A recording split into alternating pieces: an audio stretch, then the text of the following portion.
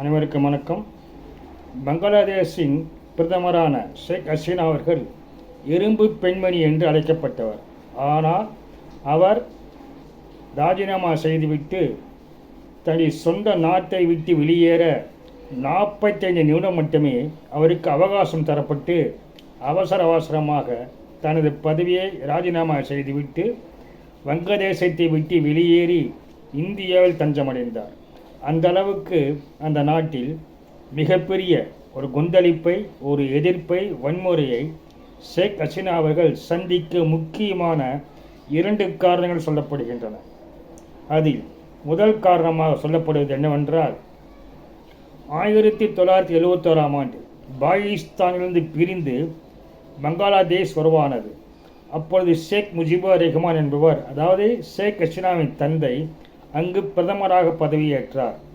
அப்பொழுது வங்கதேசத்தின் சுதந்திர போராட்டத்தில் ஈடுபட்ட தியாகிகளுக்கு அரசு வேலைகளில் 30% இடஒதுக்கீடானது வழங்கப்பட்டது. அந்த இடஒதுக்கீடு அந்த வீரர்களுக்கு மட்டுமல்லாமல் மேலும் மேலும் நீட்டிக்கப்பட்டே வந்ததில்தான் பிரச்சனையானது துவங்கியது. அதாவது சுதந்திர போராட்ட வீரர்களின் குழந்தைகளுக்கு தரப்பட்டது, அதற்கு பின்னர் பேர குழந்தைகளுக்கும் தரப்பட்டது. அதற்கு பின்பு அந்த குடும்ப வாரிசுகள் என்று யார் இருக்கிறார்களோ அவர்களுக்கும் 30% இடஒதுக்கீடு வழங்கப்பட்டதால் மிகப்பெரிய ஒரு கொந்தளிப்பு ஏற்பட்டது. 2018ஆம் ஆண்டு இந்த இட ஒதுக்கீடை எதிர்த்து மாணவர்கள் பெரிய போராட்டம் நடத்திய பொழுது ஹசீனா இந்த ஒதுக்கீட்டை ரத்து செய்தார். அத்துடன் அந்த போராட்டம் முடிந்த நிலையில் மீண்டும் 2018ஆம் ஆண்டு, அதாவது இந்த மேல்முறையீடு வழக்கு தாக்கல் செய்யப்பட்டது. 2024 ஜூலை மாதம் 1ஆம் தேதி அன்று மேல்முறையீட்டு வழக்கில் ஷேக் ஹசீனா ரத்து செய்த இட ஒதுக்கீடு உத்தரவை ரத்து செய்துவிட்டது. அப்படி என்றால் மீண்டும் 30% இடஒதுக்கீடானது அமலுக்கு வந்தது. இதனால் மாணவர்கள் மிகப்பெரிய அளவில் போராட்டத்தில் இறங்கினார்கள். காரணம் என்னவென்றால், சுதந்திர போராட்ட வீரர்களை தாண்டி அவருடைய குழந்தைகள், பேர குழந்தைகள் மற்றும் குடும்ப வாரிசுகள் என்று வேலைவாய்ப்பு நீடிப்பதால் தங்களுடைய வேலைவாய்ப்பு பாதிப்பதாக மிகப்பெரிய அளவில் வீதியில் இறங்கி போராட்டங்கள் செய்தனர்.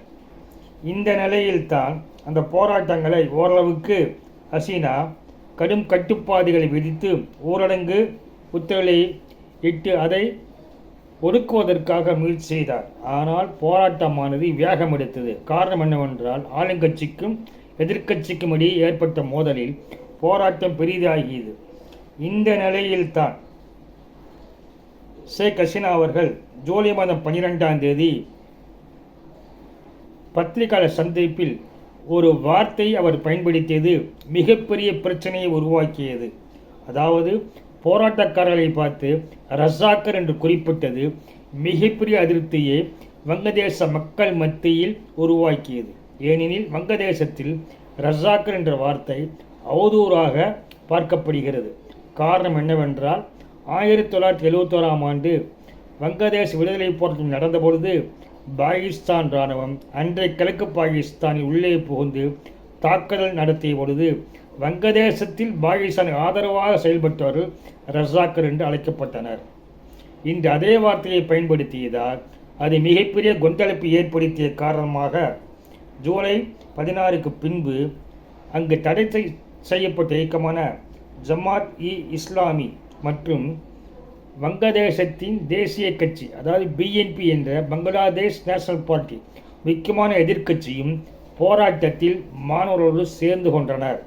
அதுவரையில் இந்த போராட்டமானது ஸ்டூடெண்ட்ஸ் அகெயின்ஸ்ட் டிஸ்கிரிமினேஷன் என்ற அமைப்பாக 3 மாணவர்கள் சேர்ந்து இந்த போராட்டத்தை நடத்தினார்கள். டாக்கா பல்கலைக்கழகத்தின் முன்னாள் மாணவரான நதீத் இஸ்லாம் என்பவரே இதில் மிக முக்கியமானவர். அவருடன் ஆசிப் முகமது, அபூபக்கர் மஜும்தார் போன்றவர்கள் இணைந்து கொண்டு போராட்டத்தை பெரிய அளவில் முன்னெடுத்து சென்றனர். இந்த நிலையில்தான் ஜமாத்-இ-இஸ்லாமி மற்றும் பிஎன்பி, பங்களாதேஷ் நேஷனல் பார்ட்டி கட்சியை சேர்ந்தவர்கள், அந்த கட்சியின் இளைஞர்கள், அதை சேர்ந்த மாணவர்கள் என்று மிகப்பெரிய அளவில் போராட்டமானது அங்கு வெடித்தது. அது மட்டுமல்லாமல் வங்கதேசத்தில் பணவீக்கம் மற்றும் வேலைவாய்ப்பு குறைவு போன்றெல்லாம் ஒன்று சேர ஒரு அணைக்கட்டு உடைந்து தண்ணீர் வருவது போல அதிருப்தியானது மிகப்பெரிய போராட்டமாக ஷேக் ஹசீனாவுக்கு எதிராக வெடித்தது. ஷேக் ஹசீனா போராடுவர்களை ரஜாக்கள் என்று சொன்னதால் ஷேக் ஹசீனா தன் பிரதமர் பதவியை ராஜினாமா செய்ய வேண்டும் என்ற கோரிக்கையானது வலுத்தது. இந்த நிலையில்தான் மாணவர்கள் ஒரு அழைப்பு விடுத்தனர். அதாவது மாணவர்களும் போராட்டக்காரர்களும் டாக்காவை நோக்கி இறுதி தீர்வுக்கு செல்ல வேண்டும், ஃபைனல் சொல்யூஷன் என்பதாக டாக்காவை நோக்கி வாருங்கள் என்று அழைப்பு விடுத்த பொழுது இந்த போராட்டமானது மிக பெரிய அளவில் உத்வேகம் எடுத்தது. அதில் குறிப்பாக ஆகஸ்ட் மாதம் 4ஆம் தேதி மட்டும் கிட்டத்தட்ட 97 பேர் பலியானார்கள். பல நூற்றுக்கணக்கான பேர் காயமடைந்தார். 10,000 மேற்பட்டவர்கள் இதுவரை சிறையிலே அடைக்கப்பட்டுள்ளனர். எனவே இந்த போராட்டம் மிகப்பெரிய அளவில் அது கால் ஃபார் ஃபைனல் ப்ரொட்டஸ்ட் என்று வங்கதேசத்தை நோக்கி அவர் சென்ற பொழுது இது தீவிரமானது. அதுவரையில் இராணுவம் ஷேக் ஹசீனாவை ஆதரவாக இருந்த நிலையில் ஆகஸ்ட் மாதம் 4ஆம் தேதி மதியம் ஆலோசனை நடத்தி மக்கள் மிக அதிக அளவில் வருவதால் மக்கள் பக்கம் நிற்பதாகவும் ஷேக் ஹசீனா ராஜினாமா செய்ய வேண்டும் என்று முடிவெடுத்தார்கள். ஆனால் ஆகஸ்ட் 5ஆம் தேதி என்று காலை வரை பிரச்சனை பெரிய அளவில் இல்லாதிருந்தும் 9 மணிக்கு மேல் காசிபூர் எல்லையை தாண்டி ஆயிரக்கணக்கான மக்கள் டாக்காவின் தலைநகரை நோக்கி வருவதாக தகவல் வெளியானது. அது மட்டுமல்லாமல் பிரதமர் ஹசீனாவின் அதிகாரப்பூர்வ இல்லமான கானா பாபன் என்ற பீப்புள்ஸ் பேலஸ் என்று அழைக்கப்படும் மக்கள் மாளிகை நோக்கி வருகிறார்கள் என்ற செய்தி பரவிய பின்பு அங்குள்ள இராணுவ தலைமை அதிகாரியான வாக்கர் யூசுப் ஜமீன் என்பவர் ஷேக் ஹசீனா ராஜினாமா செய்துவிட்டு வங்கதேசத்தை வெளியேற என்று முடிவெடுத்து அந்த முடிவை பிற இராணுவ அதிகாரிகள் மூலமாக ஷேக் ஹசீனாவின் இல்லத்திற்கு சென்று தெரிவித்தனர். முதலில் ஹசீனா செல்ல மறுத்துவிட்டார். ஆனால் அவருடன் இருந்த அவருடைய சகோதரி ஷேக் ரெஹானா சித்திக்கும் ஹசீனாவை ராஜினாமா செய்துவிட்டு வெளியேற என்று சொன்ன பொழுதும் மறுத்துவிட்டார். இந்த நிலையில் இராணுவ அதிகாரிகள் அமெரிக்காவில் உள்ள ஷேக் ஹசீனாவின் மகனான சஜித் வாசுத் ஜா என்பதை தொடர்பு கொண்டு விஷயத்தை தெரிவித்த பின்பு அவருடைய மகன் ஷேக் ஹசீனா தொடர்பு கொண்டு உடனடியாக பதவி ராஜினாமா செய்து வெளியேறுங்கள் என்று அவர் தன் தாய்க்கு ஆலோசனை வழங்கிய பின்பு மதியம் 2:30 மணிக்கு ஷேக் ஹசீனாவும் அவரது சகோதரியும் வங்கதேசத்தின் உயர் பாதுகாப்பு கொண்ட இராணுவ ஹெலிகாப்டரில் இந்தியாவை நோக்கி வந்தனர். குறிப்பாக திரிபுராவில் உள்ள அகர்தலாவில் அவர் இறங்கியதாகவும் அதன் பின் டெல்லிக்கு அருகாமையில் உள்ள காசியாபாத் இந்தியன் விமான நிலையத்தில் வந்து இறங்கினார். அங்கு இந்தியா தேசிய பாதுகாப்பு ஆலோசகர் ஷேக் ஹசீனாவை சந்தித்து பேசினார். அதன் பிறகு அவர் இங்கு பாதுகாப்பாக இருக்கிறார். காரணம், இந்தியாவில் ஷேக் ஹசீனாவின் மகள் சைமா வாசித் என்பவர் உலக சுகாதார மையத்தில் ஒரு அதிகாரியாக இங்கு இருக்கிறார். அவருடன் இவர் தற்பொழுது தங்க வைக்கப்பட்டுள்ளார். இது மிகப்பெரிய பிரச்சனை. ஏற்கனவே வங்கதேசமானது 1075ஆம் ஆண்டு ஒரு சரித்திரத்தை படைத்துள்ளது. அதாவது 1971 வங்கதேசம் விடுதலை அடைந்த பொழுது ஷேக் முஜிபுர் ரஹ்மான் அவர்கள் வங்கத்தின் தந்தை என்று அழைக்கப்பட்டார். அப்படிப்பட்ட வங்கத்தின் தந்தையான ஷேக் முஜிபுர் ரஹ்மானை இராணுவம் அவர் ஆட்சியை கைப்பற்றியது. 1975 ஆகஸ்ட் மாதம் 15ஆம் தேதி, அதாவது இந்திய சுதந்திர தினத்தன்று காலையில் அவருடைய இல்லத்திலேயே ஷேக் முஜிபுர் ரஹ்மான் அவர்கள் இராணுவத்தில் சுட்டுக் கொல்லப்பட்டார். அவருடன் இருந்த அவருடைய மனைவியும் இளைய மகனும் சுட்டுக் கொல்லப்பட்டனர். மொத்தம் அவருடைய வீட்டில் குடியிருந்த உறவினர்கள் என்று 18 பேர்கள் சுட்டுக் கொல்லப்பட்ட மிகப்பெரிய ஒரு சோக வரலாறு ஒன்று அங்கு நடந்தது.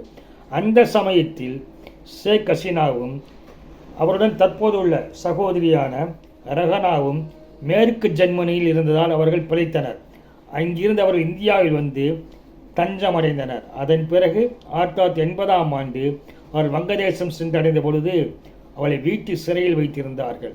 பின் விடுதலை, வீட்டு சிறை என்று மாறி மாறி இருந்த நிலையில் 1991ஆம் ஆண்டு தேர்தல் நடந்தது. அந்த தேர்தலில் ஷேக் ஹசீனா தோல்வியடைந்தார். ஆனால் 1996 நடந்த தேர்தலில் ஷேக் ஹசீனா வெற்றி பெற்று முதலாக அங்கு பிரதமரானார். அதன் பிறகு நடந்த தேர்தலிலும் அவர் தோல்வியுற்றார். அதன் பிறகு 2008 தேர்தல் அறிவிக்கப்பட்ட பொழுது மீண்டும் ஷேக் ஹசீனா போட்டியிட்டார். அந்த தேர்தலில் பல்வேறு இடைஞ்சல்கள் ஏற்பட்ட பொழுது இதே இராணுவம் ஷேக் ஹசீனாக்கு ஆதரவாக இருந்தது.